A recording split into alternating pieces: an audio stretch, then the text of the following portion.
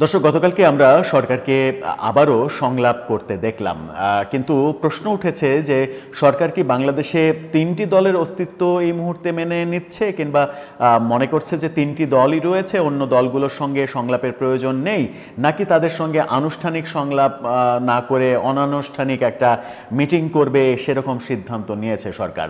আমরা দেখলাম গতকালকে প্রথম দিনে বিএনপি, জামাত এবং এনসিপির সঙ্গে সরকার সংলাপ করলো এবং মনে করা হচ্ছিল যে সংলাপের মূল ইস্যু হচ্ছে মানে গণ অধিকার পরিষদের সভাপতি নুরুল হক নূর তিনি আহত হওয়ার প্রেক্ষাপটে কি হতে যাচ্ছে, রাজনীতিতে কোন প্রেক্ষাপট হতে যাচ্ছে, আওয়ামী লীগ আবার ফিরে আসার প্ল্যান করছে কিনা, জাতীয় পার্টিকে বহিষ্কার করা হবে কিনা, এরকম আলোচনা হওয়ার কথা আমরা প্রথমে মনে করেছিলাম। কিন্তু সংলাপ পরবর্তীতে তিনটি রাজনৈতিক দলের প্রেস ব্রিফিং এবং সরকারের প্রেস সেক্রেটারির প্রেস ব্রিফিং থেকে একেবারেই উল্টোটা মনে হলো যে এই সংলাপের সঙ্গে নুরুল হক নূরের আহত হওয়া কিংবা জাতীয় পার্টি এগুলোর কোনো সম্পর্কই নেই।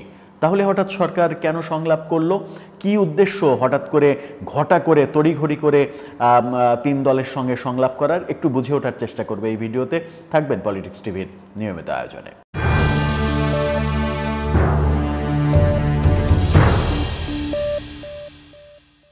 দর্শক, বলছিলাম গতকালকে সংলাপ হলো, কিন্তু মজার ব্যাপার হচ্ছে যে বিএনপি, জামাত এবং এনসিপির সঙ্গে সংলাপ হলো। এনসিপিকে সরকার প্রধান তিনটি দলের একটি দল ভাবে, সেগুলো আমরা বহুবার বলেছি। সেই ভাবনাটা তাদের জায়গা থেকে হয়তো ঠিকই আছে, বাস্তবতার জায়গা থেকে ঠিক কিংবা ভুল সেটা সময়ই বলে দেবে। কিন্তু অন্য যে দল, বাংলাদেশে এত এত দল, 50টা নিবন্ধিত দল, এত দলকে বাকি 47টা দলের কাউকেই সংলাপে ডাকা হলো না, কিংবা আজকে কিংবা আগামীকালকে কোনো দলের সঙ্গে কোনো মিটিং আছে এরকম কোনো তথ্যও সরকার থেকে জানানো হয়নি। এটাকেও প্রশ্নবিদ্ধ ব্যাপার হবে। বাংলাদেশের রাজনীতিতে সরকার বিএনপি, জামাত এবং এনসিপি ছাড়া আর কাউকে গোনার মধ্যেই ধরছে না, এটা কিন্তু বাকি দলগুলোর জন্য খুবই অস্বস্তিকর, বিব্রতকর এবং অপমানজনক। সেরকম পরিস্থিতিতে আমরা দেখলাম যে বিএনপি, জামাত, এনসিপির সঙ্গে তারা সংলাপ করলো এবং সংলাপ পরবর্তী সময়ে তাদের যে দলগুলোর যে বিবৃতি, সেখান থেকে আমরা জানলাম যে জামাত দাবি করেছে আগের মতো, জামাতকে নিয়ে সংবাদ শিরোনামটা আপনারা দেখে নিতে পারেন। তারা দাবি করেছে যে আওয়ামী লীগের মতো জাতীয় পার্টিরও নিষিদ্ধ চায় জামাত, অর্থাৎ তারা জাতীয় পার্টিকে নিষিদ্ধ করার দাবি করেছে। এনসিপির সংবাদ শিরোনামটা আপনারা দেখেন। এনসিপি বলছে যে আগামী নির্বাচন যেন অবশ্যই গণপরিষদ নির্বাচন হয়, অর্থাৎ তারা জাতীয় নির্বাচন চায় না, গণপরিষদ নির্বাচন চায় এবং তারাও জাতীয় পার্টিকে নিষিদ্ধ করতে হবে এমনটা বলেছে। কিন্তু বিএনপি যেটা বলছে সেটা হচ্ছে, বিএনপির মির্জা ফখরুল, তাকে নিয়ে যে শিরোনামটা হয়েছে সেখানে বলা হয়েছে যে একটি শক্তি নির্বাচন বিলম্বিত করার চেষ্টা করছে, তবে নির্বাচন পেছানোর সুযোগ নেই। অর্থাৎ আবারও বিএনপির মহাসচিব বলেছেন যে একটি শক্তি নির্বাচনকে পেছানোর ষড়যন্ত্র করছে, নির্বাচন বানচালের ষড়যন্ত্র করছে, কিন্তু বাস্তবতা হলো নির্বাচন পেছানোর কোনো স্কোপ নেই, নির্বাচন পেছানো যাবে না। এবং তিনি জোর দিয়ে বলেছেন যে নির্বাচন পেছানো মানে নির্বাচন হতেই হবে, ফেব্রুয়ারিতে নির্বাচন হতে হবে। এদিকে প্রধান উপদেষ্টা যেটা বলছেন সেটা হচ্ছে যে নির্বাচন নিয়ে কেউ বিকল্প ভাবলে তা হবে বিপজ্জনক। তাকে নিয়ে শিরোনামটা আপনারা দেখে নিতে পারেন। এই কথা যখন প্রধান উপদেষ্টা বলছেন, তখন প্রধান উপদেষ্টার প্রেস সেক্রেটারি তাকে নিয়ে যে শিরোনাম, সেখানে বলা হচ্ছে কেউ যদি নির্বাচনের বিকল্প নিয়ে ভাবে সেটা হবে জাতির জন্য গভীর বিপজ্জনক। এটা নাকি প্রধান উপদেষ্টা বলেছেন, সেটা প্রেস সেক্রেটারি জানিয়েছেন। এখন তাহলে এই যে সংলাপ, এই সংলাপটা কেন ডাকা হলো? সংলাপটা নুরুল হক নূরের ঘটনার পরিপ্রেক্ষিতে ডাকা হয়েছে, এটাই তো আমরা জানতাম। কিন্তু উল্টোটা আমরা এখন দেখছি যে সংলাপটা আদতে নুরুল হক নূরের এই ব্যাপারটা নিয়ে ডাকা হয়নি।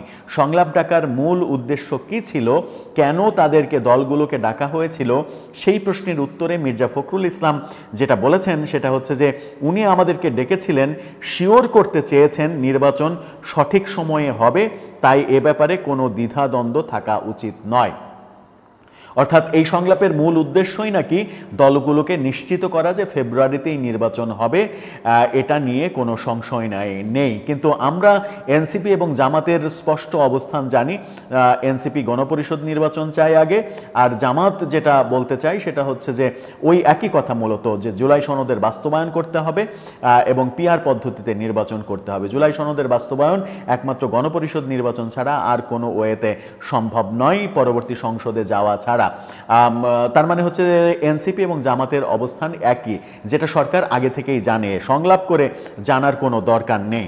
সাম্প্রতিক সময়ে গণপরিষদের নেতা নুরুল হক নূরকে পেটানোর বিষয়ে সাংবাদিকরা বিএনপি মহাসচিবের কাছ থেকে জানতে চাইলে তিনি বলেন যে এটি গর্হিত কাজ, আমাদের মতামত আমরা পরিষ্কারভাবে বলেছি, এটা অত্যন্ত উদ্বেগজনক, গভীরভাবে এর তদন্ত করা দরকার। সেই সঙ্গে বিচার বিভাগীয় তদন্তের কথাও উল্লেখ করেছেন তিনি। এ সময় নির্বাচনকে বিভিন্নভাবে বিলম্বিত করার লক্ষ্যে এ ধরনের কাজ হচ্ছে বলেও আশঙ্কা প্রকাশ করেছেন মির্জা ফখরুল। অর্থাৎ নুরুল হক নূরের যে ঘটনাটা, সেটা মূলত নির্বাচন বিলম্বিত করার কিংবা নির্বাচন বানচাল করার একটা ষড়যন্ত্র হিসেবে বিএনপি দেখছে। সেখানেই প্রশ্ন আসছে যে ষড়যন্ত্রটা করছে কে। এটা নিয়ে আরেকটা ভিডিওতে আমরা বিস্তারিত কথা বলেছি যে ষড়যন্ত্রটা করছে কে, এটা বোঝাটা খুব মুশকিল। নুরুল হক নূর যদি ষড়যন্ত্র করে থাকে তাহলে তিনি আইসিইউতে চলে যাবেন, এরকম মার খাওয়ার পরিবেশ তৈরি করে ষড়যন্ত্র করবেন, এটা কোনোভাবে বিশ্বাসযোগ্য হতে পারে না। আবার আইনশৃঙ্খলা রক্ষাকারী বাহিনী, বিশেষ করে আর্মির উপরে যদি কেউ দোষ চাপাতে চায়, তাহলে যে বাংলাদেশ আর্মির প্রধান বারবার বলে আসছেন যে ডিসেম্বরের মধ্যেই নির্বাচন তারা চান এবং সেনাবাহিনী দ্রুত ব্যারাকে ফিরে যাক, এটা চান, তারা নির্বাচন প্রলম্বিত করার জন্য এই ধরনের একটা সিচুয়েশন তৈরি করবে, সেটাও একেবারে অবিশ্বাস্য এবং কল্পনাতীত ব্যাপার। তাহলে ষড়যন্ত্র কারা করছে, এটা খুব মানে উদ্বেগের ব্যাপার। এই আলোচনায় যেটা হয়েছে সেটা হচ্ছে যে জাতীয় পার্টিকে নিষিদ্ধ করার কোনো ব্যাপার আলোচিত হয়নি, সেটাও বিএনপির তরফ থেকে জানানো হয়েছে। অর্থাৎ জাতীয় পার্টিকে নিষিদ্ধ করা হোক কি মানে হবে কি হবে না, সেটা বিএনপির সঙ্গে কোনো আলোচনা হয়নি।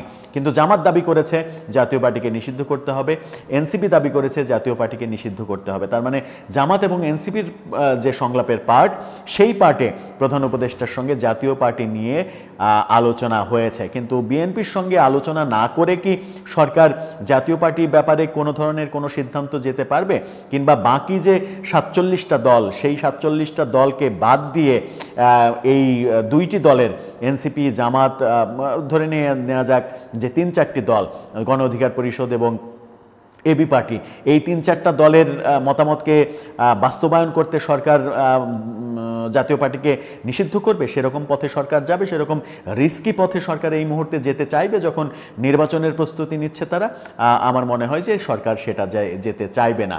সুতরাং গণ অধিকার পরিষদের যে দাবি, সেই দাবি বাস্তবায়িত হচ্ছে না। সেই দাবির সঙ্গে একাত্মতা পোষণ করে এবি পার্টির সাধারণ সম্পাদক ব্যারিস্টার ফুয়াদের সেনাবাহিনী সম্পর্কে খুবই নগ্ন বাজে কথাবার্তা, সেগুলোও খুব একটা কাজে দিচ্ছে না বলেই আপাত দৃষ্টিতে মনে হচ্ছে। কিন্তু প্রশ্নটা খুবই গুরুত্বপূর্ণ যে যখন নুরুল হক নূরের এই উদ্ভূত পরিস্থিতিতে সংলাপ ডাকা হলো, তখন বিএনপি বলছে যে জাতীয় পার্টি নিয়ে কোনো আলোচনাই হয়নি। তাহলে সংলাপটা কেন ডাকা হলো? ফেব্রুয়ারিতে নির্বাচন হবে, এটা আশ্বস্ত করার জন্য আনুষ্ঠানিক সংলাপের কি প্রয়োজন আছে? সেটা তো একটা বিবৃতির মাধ্যমে আশ্বস্ত করা যায়, একটা টেলিফোন কলেই আশ্বস্ত করা যায়। ব্যাপারটা খুবই কনফিউজিং এবং এই কনফিউশন কবে নাগাদ কাটবে সেটাও বলা খুব মুশকিল। দর্শক, আপনার কি মনে হয়? আপনার মতামত জানিয়ে লিখতে পারেন আমাদের কমেন্ট বক্সে।